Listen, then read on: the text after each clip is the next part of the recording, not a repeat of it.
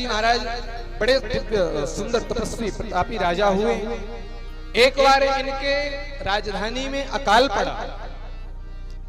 पड़ा तो खाने की व्यवस्था भी नहीं बची।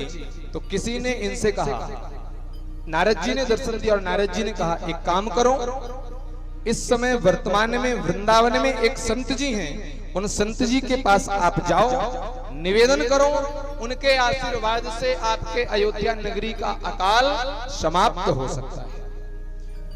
महाराज मानधाता वहां से चल करके यही इसी जगह पर आए और हमारे बीतराग संत ब्राह्मण शिरोमणि परम तपस्वी संत श्री सौभरी जी महाराज के पास आकर निवेदन किया, सरकार मुझे नारद मुनि की आज्ञा हुई है कि मैं आपके पास आऊं। हमारे यहाँ पर राज्य में जल वृष्टि नहीं हो रही है और जल नहीं हो रहा तो मेरा पूरा कोठार भंडार खाली होता जा रहा है, तो आप कृपा करके हमारे यहाँ पर यज्ञ करने की कृपा करें। यहां से सौभरी जी को लेकर के अयोध्या गए और अयोध्या में सौभरी ऋषि जी ने सुंदर दिव्य यज्ञ किया और यज्ञ किया तो बढ़िया बारिश हुई, सुंदर आनंद से फसलें तैयार हुई और पुनः हरी भरी हो गई अयोध्या। दक्षिणा नहीं ली, दक्षिणा बाकी रही। वापस आकर के यहीं पर तपस्या करने लगे और ऐसा तप किया कि ऐसा कहते हैं आचार्य सुखदेव जी महाराज 60,000 वर्षों तक तप किया है यहाँ पर यमुना जी में सौभरी जी ने। राजन सौभरी ऋषि सहज तप बल वेद विचार, समदम नियम सुसरस विधि, रवि सम तेज अपार। जिनके शरीर में सूर्य भगवान की तरह तेज है। एक दिन तपस्या करते करते यमुना जी में देखा कि यमुनांतर जले मगनस तप्यमानः परम तपा, निर्वती मीन राजस्या वीक्ष में तुन धर्मणि। मत्स्य राज को देखा, उनकी संतानों को देखा तो महाराज जी के मन में भी इच्छा हुई कि क्यों ना मैं भी ऐसे ही संतान पैदा करूं, मेरा भी परिवार हो।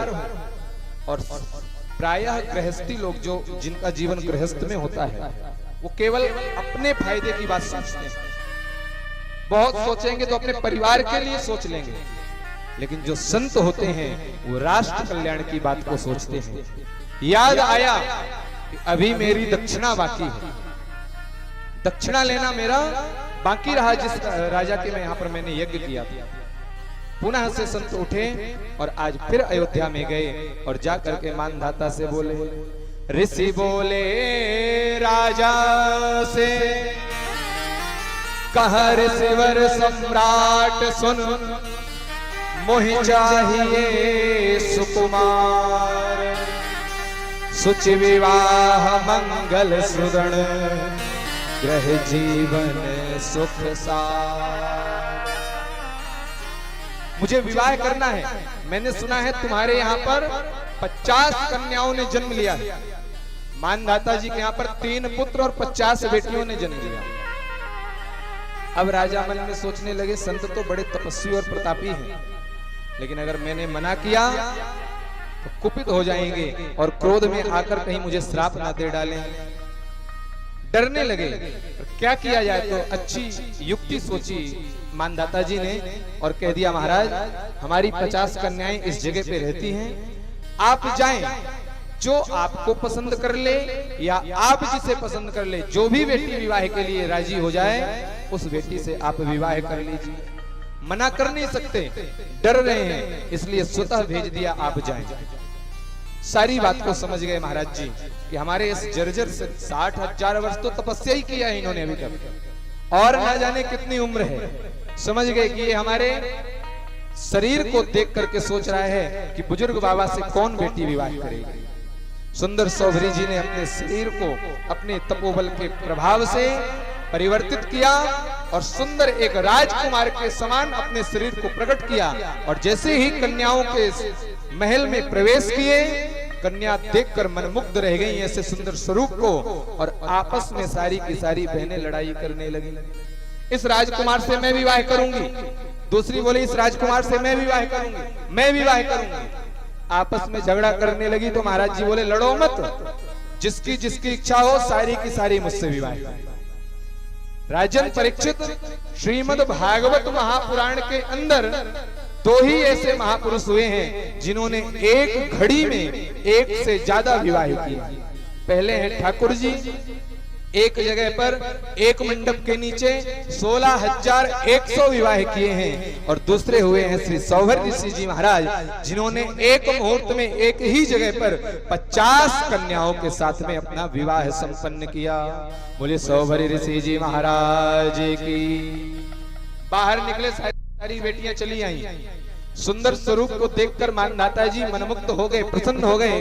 सारी की सारी पत्नियों को लेकर इसी जगह पर, जिस जगह में आप बैठकर कथा सुन रहे हैं, यहीं पर आए और सुंदर अलग अलग सोने के 50 महल अपने तपोबल से बना दिए महाराज जी ने। 50 महल बनाए, कई वर्ष बीत गए। आज राजा मानधाता के मन में आया कि एक बार बेटियों का हाल तो पूछ करके आऊं।